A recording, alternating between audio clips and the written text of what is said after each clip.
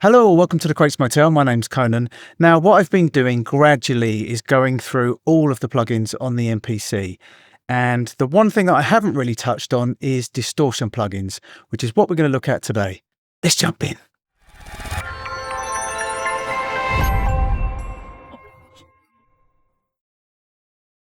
Distortion. Now, the first thing we tend to think of is distorted guitars.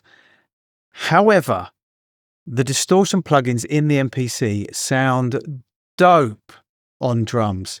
So that's what I'm going to show you today. So I'm not going to go through every single distortion plugin on the MPC because there's quite a few. The concepts are the same.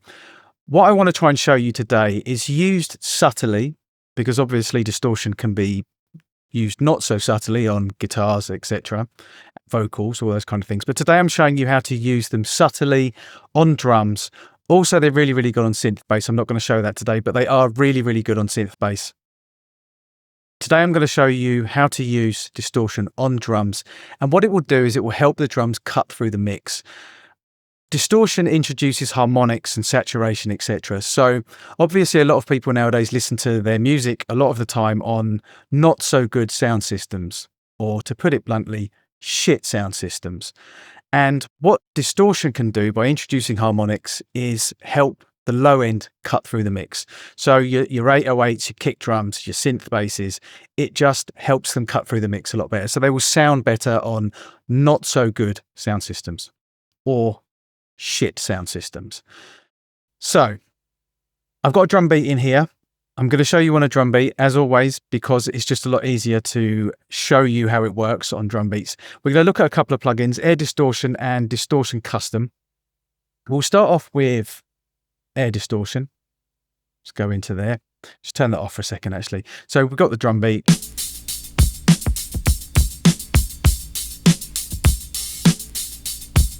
Now that's straight off vinyl. You can hear a lot of vinyl noise on there, but other than that, I haven't done anything to it at all. I haven't added any EQ or compression or anything like that. So nice bit of compression on there already, actually.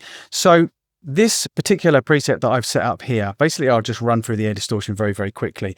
At the top, you have a couple of modes. You have hard, soft, and wrap. They're pretty self-explanatory, the hard and soft. What wrap does, as far as I can ascertain, is I've seen this on a couple of distortion plugins. What it does is the clipping, the distortion is slightly mellower in the center of the signal.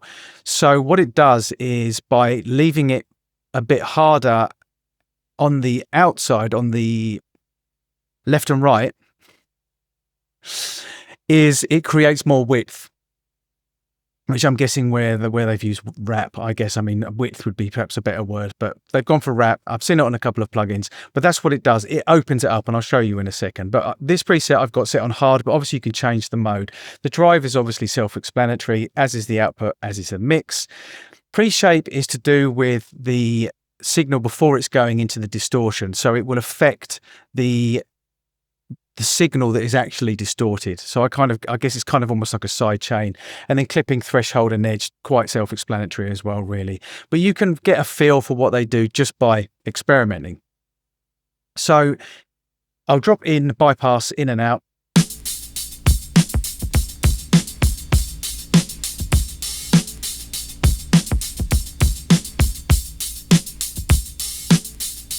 So you can instantly hear.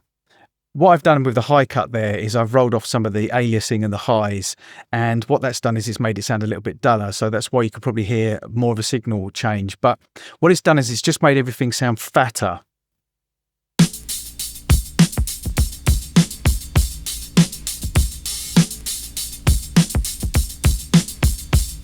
So we can bring the high end back in by taking up the high cut.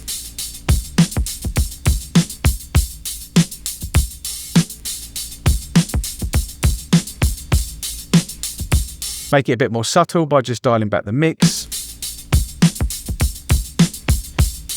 You notice it most on the kick drum, to be honest.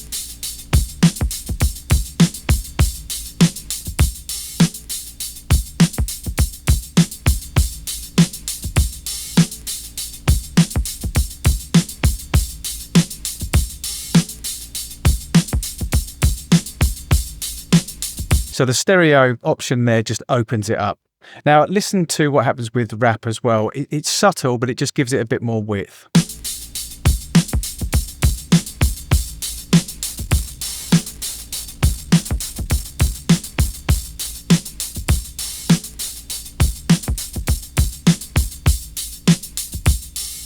If you listen to the center of the signal on bypass, where the hats and the snares are, and the little bit of room reverb on the drums, when you introduce, when I bring it back in again, you'll just hear it just open up a little bit more, basically. You have to be a lot more subtle with the rap though.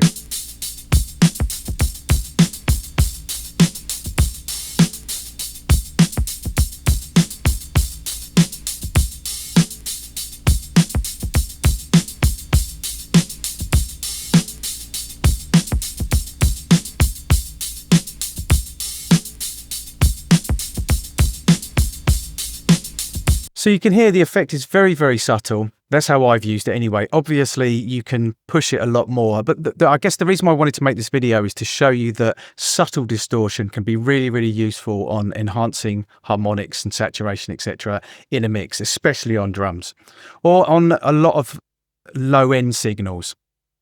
So we'll just take that out now and we'll go into Distortion Custom. This is one of their really much older plugins. Bear in mind as well, a lot of the Air plugins are based on coding from Avid. I think it's Avid. And most of them are kind of 15 plus years old. So this is one of the Akai ones. Obviously that one's one of the Air ones. That one I seem to remember goes back to about 2010. So Distortion Custom, this one again,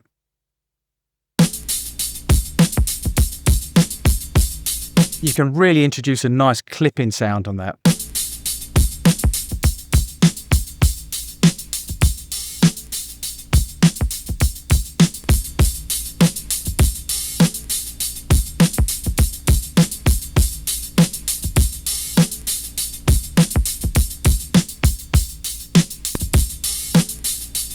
That to me sounds like overdriven converters on an old sampler.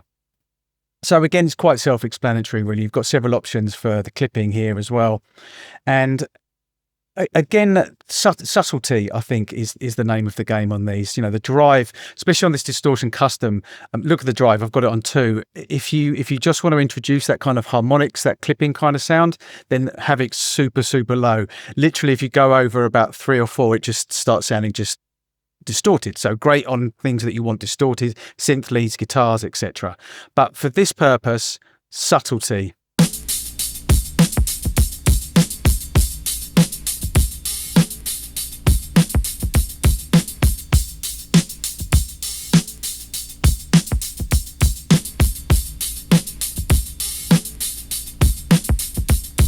Just adds a really nice bit of bite and a bit of grit and dirt in there for me.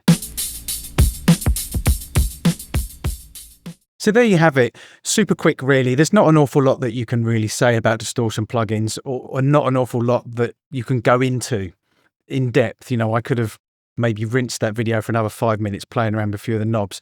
But with distortion, guitarists will know this, you just kind of have to dial it in. You just have to play around depending on what guitar you're using, depending on what tone you've got. And it's exactly the same with drums, vocals, bass, etc. So, that's why I haven't really gone into too much detail on actually how to use it. It's better to just get stuck in.